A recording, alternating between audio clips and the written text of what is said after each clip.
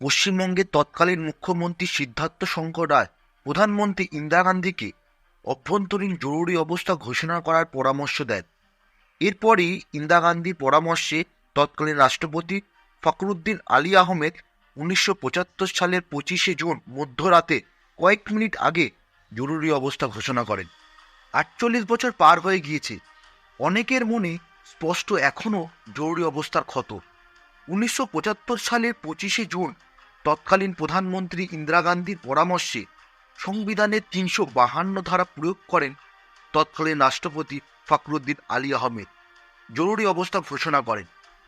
1977 সালের 21শে মার্চ অবধি জারি ছিল এই জরুরি অবস্থা। ভারতীয় গণতন্ত্রের ইতিহাসের এই 21 মাসের সময়কালকে অন্ধকারময় সময় হিসাবে উল্লেখ করা হয়।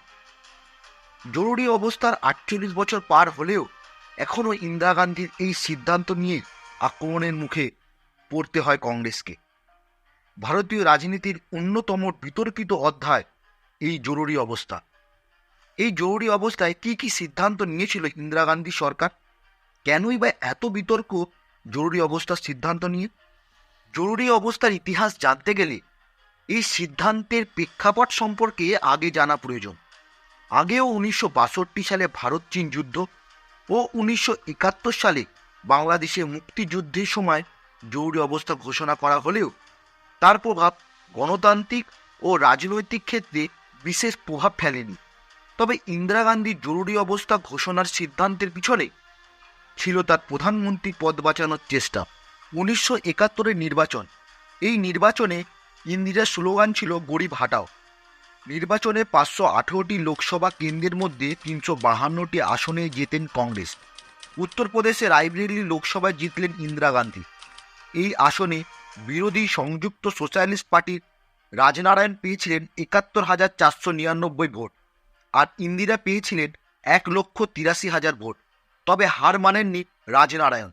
লোকসভা নির্বাচনের ফলের বিপক্ষে হাইকোর্টের দ্বারস্থ হন রাজনারায়ণ। অভিযোগ, রায়বেরেলি ভোটে সরকারি ক্ষমতার অপব্যবহার করেন ইন্দিরা।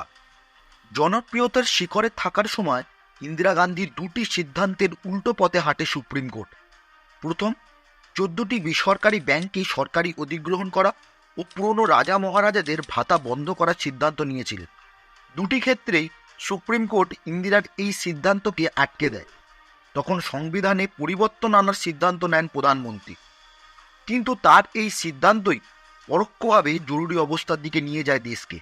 1973-74 মূল্যবৃদ্ধি চরমে ওঠে, যার ফলে দেশ জুড়ে আন্দোলন পরিস্থিতি তৈরি হয়।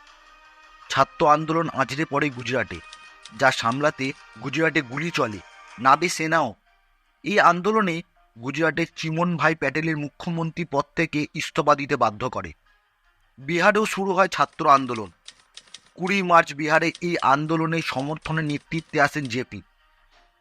8ই এপ্রিল 1974 মূল আন্দোলনে নেতৃত্ব দেন তিনি।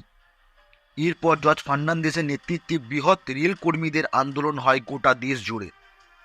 অন্যদিকে জেপির আন্দোলনে সিপিআই ছাড়া কংগ্রেস বিরোধী সবকটি দল চলে আসে। জেপি যখন বিহারের সরকারের পতন চাইছেন, তখন 1 নভেম্বর রামলীলা ময়দানে ইন্দিরা সাফ জানান বিহার সরকারের পতন হবে না, যার মাধ্যমে স্পষ্ট হয় ইন্দিরা জেপির দরজা।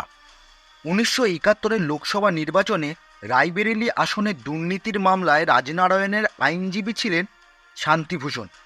এলাহাবাদ হাইকোর্টের বিচারপতি ছিলেন জগমোহন লাল সিনহা। হাইকোর্টে যেদিন সিদ্ধান্ত ঘোষণার কথা ছিল, সেদিন প্রথমবার কোনো প্রধানমন্ত্রীকে আদালতে আসতে হয়েছিল। 18ই মার্চ হাইকোর্ট এসেছিলেন ইন্দিরা গান্ধী। সেদিন বিচারপতি জগমোহন লালের নির্দেশে আদালতে প্রধানমন্ত্রী সুলভ আচরণ হয়নি ইন্দিরার সঙ্গে। তাকে অভিবাদন জানাতে উঠে দাঁড়াননি পুলিশ আধিকারিকরা। 12ই জুন 1975 এলাহাবাদ হাইকোর্ট ইন্দিরা গান্ধীর বিরুদ্ধে রায় দেয়। 6 বছরের জন্য নির্বাচনে প্রতিদ্বন্দ্বিতা করার অধিকার কেড়ে নেওয়া হয় ইন্দিরার। এলাহাবাদ হাইকোর্ট তার বিরুদ্ধে যাওয়ার পর ইস্তফা দিতে চেয়েছিলেন ইন্দিরা গান্ধী। তখন ইন্দিরার কাছে পরামর্শ গিয়েছিল কংগ্রেস অধ্যক্ষ হওয়ার, কিন্তু পুত্র সঞ্জয় গান্ধীর পরামর্শে ইস্তফা দিতে নারাজ হন ইন্দিরা। হাইকোর্টের রায় চ্যালেঞ্জ করে সুপ্রিম কোর্টে যান ইন্দিরা গান্ধী। সেখানেও রায় যায় তার বিরুদ্ধে। 24শে জুন সুপ্রিম কোর্ট জানায় প্রধানমন্ত্রী থাকলেও লোকসভায় সংসদীয় ভোট দেওয়ার অধিকার পাবে না ইন্দিরা। পরের দিন 25শে জুন বিরোধীদের সভা করার কথা ছিল রামলীলা ময়দানে। প্রধান বক্তা ছিলেন জেপি। সেখান থেকে ইন্দিরা গান্ধীর উদ্দেশ্যে কড়া ভাষায় কুর্সি ছাড়ার বার্তা দিয়েছিলেন তিনি। সেখানে জেপি হুঙ্কার ছেড়ে বলেছিলেন, যদি সেনা বা পুলিশ কোনো সরকারি নির্দেশিকা ভুল মনে করে তা যেন না মানা হয়। সুপ্রিম কোর্টে মুখ থুবড়ে পড়ে ইন্দিরার চ্যালেঞ্জ। অন্য দিক থেকে চাপ বাড়াচ্ছে বিরোধীরা। একের পর এক দরজা বন্ধ হচ্ছে ইন্দিরার সামনে। এমতো অবস্থায় 25শে জুন বিরোধীদের যখন জেপি জ্বালিয়ে তুলেছেন, তখন 1 নম্বর সফদরগঞ্জে চলছিল রুদ্ধদ্বার বৈঠক। সঞ্জয় গান্ধীর নেতৃত্বে সেই বৈঠকে ওম মেহতা, দিল্লির উপরাজ্যপাল ও হরিয়ানার মুখ্যমন্ত্রী মিলে রাজনৈতিক গ্রেপ্তার ও ইমার্জেন্সি সংক্রান্ত সব কলকবজা নাড়ছিলেন। এমনটাই জানা যায় সংবাদ মাধ্যমের বিভিন্ন প্রতিবেদন মারফত। এরপর রাষ্ট্রপতি ফখরুদ্দিন আলী আহমেদের সঙ্গে দেখা করেন ইন্দিরা গান্ধী। প্রধানমন্ত্রীর সঙ্গে বৈঠকের পর জরুরি অবস্থা জারি করতে রাজি হয়ে যান রাষ্ট্রপতি। রাত প্রায় 11:20 নাগাদ ইমার্জেন্সি পত্রে সিলমোহর পড়ে রাষ্ট্রপতি। এরপর মধ্যরাত থেকে প্রায় ভোর 3টে পর্যন্ত পশ্চিমবঙ্গের মুখ্যমন্ত্রী সিদ্ধার্থ শঙ্কর রায় ও ইন্দিরা গান্ধী মিলে দেশের উদ্দেশ্যে ইমার্জেন্সি ঘোষণার বক্তব্য ঠিক করেন। রামলীলা ময়দান থেকে ফিরে গান্ধী শান্তি প্রতিষ্ঠানে ছিলেন জয়প্রকাশ। সেখান থেকে তাকে গ্রেপ্তার করে পুলিশ। বিভিন্ন সংবাদ মাধ্যম থেকে জানা যায়, গ্রেপ্তারির সময় জেপি বলেছিলেন, বিনাশকালে বিপরীত বুদ্ধি। ওই রাত্রিবেলায় বিভিন্ন খবরের কাগজের কার্যালয়ে বিদ্যুৎ বিভ্রাট হয় বলেও জানা যায়। 26 তারিখ সকালবেলা ক্যাবিনেট বৈঠক করেন ইন্দিরা। তখনই দেশের কেন্দ্রীয় মন্ত্রীরা ইমার্জেন্সি সম্পর্কে জানতে পারেন।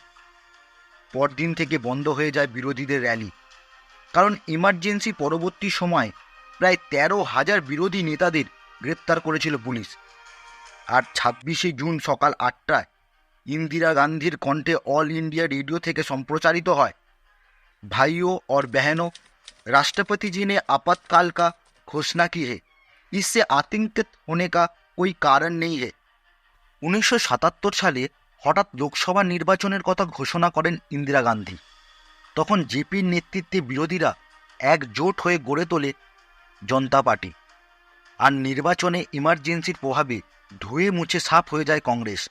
542টি লোকসভার মধ্যে 295টি আসন পায় জনতা পার্টি। 154টি আসন যায় কংগ্রেসের ঘরে। প্রথম অকংগ্রেসি প্রধানমন্ত্রী হন মোরারজি দেশাই।